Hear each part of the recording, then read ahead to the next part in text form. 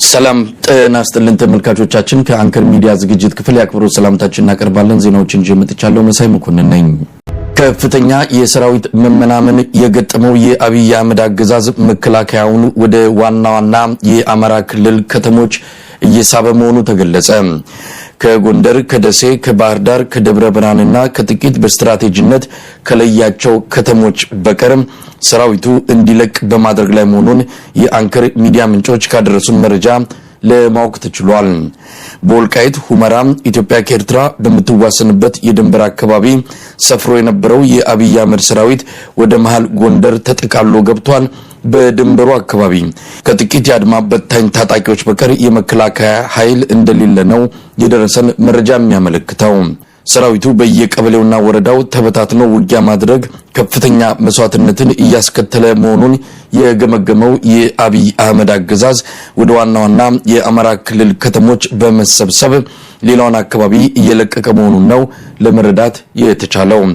ምዕራብ ጎጃም ላለፉት 3 ሳምንታት ገብቶ የነበረው የአብይ አህመድ ጦር ከያዛቸው ከተሞች እየለቀቀ በአንዳንዱም በውጊያ እየተነጠቀ ወደ ባህር ዳር ተሰብስቦ እየገባ እንደሆነም ተመልክቷል።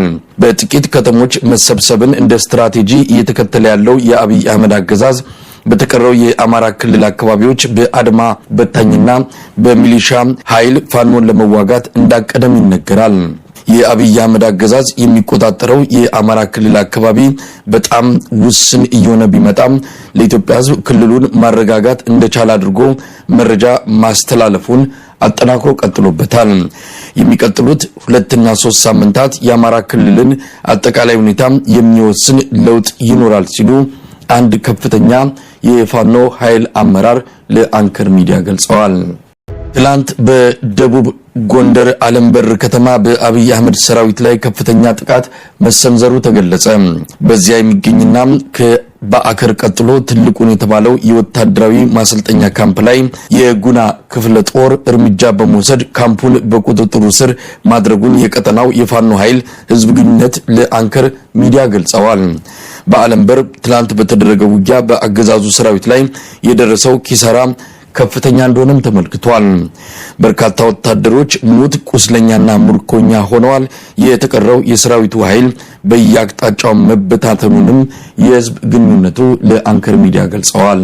ፎገራ ወረዳ አለምበር የተባለ ቦታ ላይ ለደብረ ታቦር በቅርብ ርቀት የሚገኝ ቦታ ላይ በጉና ክፍለ ጦር ስር የሚገኘው የበጌምድር ብርጌድ 2 ሻለቃዎች ማለትም በሻለቃ ጸዳሉ የሚመራው ቴዎድሮስ ሻለቃና በሻለቃ ተንሳይ የሚመራው ንስር ሻለቃ በቅንጅት ጠላት ላይ በወሰዱት ኦፕሬሽን ጠላት አይቀጡ ቅጣት ተቀጥቶ ሲቀጠቀጥ ውሏል። ከጠዋቱ 4 ሰዓት ተኩል ገደማ ላይ ጠላት ያለ የሌለ ኃይልን ተጠቅሞ ማለትም ዙ 23 ታንክ፣ ድሽቃ እንዲሁም በብዙ ቁጥር የሚቆጠር የቡድንና የነፍስ ወከፍ መሳሪያ በመያዝ እጅግ ብዙ ቁጥር ያለው ሰራዊት በማሰማራት ለመፈራገጥ ሞክሮ ነበር። ነገር ግን ንስሮቹ አብዛኛውን የጠላት ኃይል ሙትና ቁስለኛ ካደረጉ በኋላ የተረፈው ደግሞ እግሬን አውጪኝ ብሎ ለዓለም ሳጋ ጫካ ሲፈረጥጥ እንደገና ጠላት 3 ተሳቢ እና 4 የፌሳር መኪና ከደብረ ታቦር ካምፕ ተጨማሪ የተላከ ሲሆን ይህንን ወደ መጣበት ተመልሷል። እዛ የሚገኝም አንድ ካምፕ አለ፣ የወታደራዊ ካምፕ። ከዛ ጋርም ተያይዞ የሚሰማ ነገር አለ። ስለሱ መረጃው አላችሁ? እንግዲህ ዛሬ